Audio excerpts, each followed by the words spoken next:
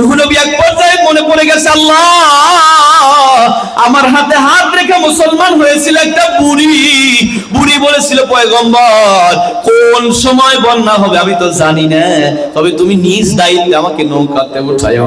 কিন্তু আমি তো উম্মতকে গুনে উঠাইছি, 80 জন ছিল, 81 জন যে হয়েছে এটা তো আমার মনে নাই। অবশেষে উনি হাঁটতেছে, দেখে মরুভূমির মধ্যে একটা কুঁড়ে ঘর এখনো পর্যন্ত অক্ষত রয়েছে।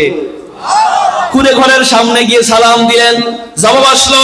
নূহ পয়গম্বর ডেকে বললেন, মা আমি হলাম পয়গম্বরের নূহ।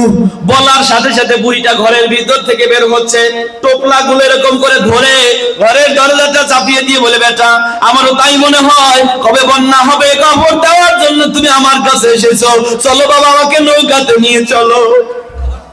নূহ পয়গম্বর সিজদার মধ্যে পড়ে গেছে, মালিক আমি বুঝলাম না 40 দিন পর্যন্ত একটা ঘর আর বুড়ি পানির নিচে কেমনে অক্ষত থাকে আমার বুঝে আসে না।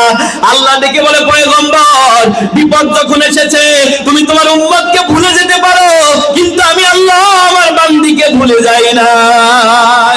এজন্য আল্লাহর সাথে যদি কারো মহব্বত থাকে, আল্লাহর সাথে যদি কারো সম্পর্ক থাকে, তার কি কোনো ভয় থাকতে পারে? আর আস্তে কোন ভয় থাকতে পারে? আল্লাহর সাথে সম্পর্ক করার আরেকটা মাধ্যম হলো তেলাওয়াতি কালামি, কোরআন তেলাওয়াত করা। আর কোরআন তেলাওয়াত করার জন্য এই মাদ্রাসাটা পৃথিবীর সর্বোত্তম একটা জায়গা। বিশুদ্ধ রূপে কোরআন তেলাওয়াত শিক্ষা দেওয়ার জন্য হাফিজি মাদ্রাসার বিকল্প নাই। বিশুদ্ধ রূপে কোরআন তেলাওয়াত শিক্ষার জন্য নুরানি মুআল্লিম ট্রেনিং এর বিকল্প নাই। বিশুদ্ধ কোরআন তেলাওয়াত সুন্নাত তরিকায় জীবন চালানোর জন্য হাফিজি মাদ্রাসার বিকল্প নাই। তোমরা একটা মাদ্রাসা তোমাদের এখানে হয়েছে, বা তোমরা কি চাও এই মাদ্রাসা যেন দীর্ঘজীবী হয়, এই মাদ্রাসা যেন কিয়ামত পর্যন্ত এই মাদ্রাসার কার্যক্রম যেন চালু থাকে? এটা কি আপনারা চান? আপনারা কি চান? কারা কারা চান একটু দুহাত তুলে আল্লাহকে দেখান। লিল্লাহে তাকবীর, লিল্লাহে তাকবীর, লিল্লাহে তাকবীর। আল্লাহ কবুল করে পড়ি আমিন। দুইটা হাত একটু ঝাঁকি দেন তো বাজান। আল্লাহ যেন আমাদের এই হাতগুলোকে দ্বীনের জন্য কবুল করে পড়ি আমিন।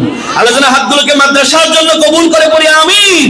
আল্লাহ আমাদের সম্পদ থেকে তুমি কিছু হলেও কবুল করে মাদ্রাসাটাকে কিয়ামত পর্যন্ত তুমি কবুল করে পড়ি আমিন। এবার বাম হাতটা নামান, ডান হাতে একটু ঝাঁকি দেন। দিয়েছেন?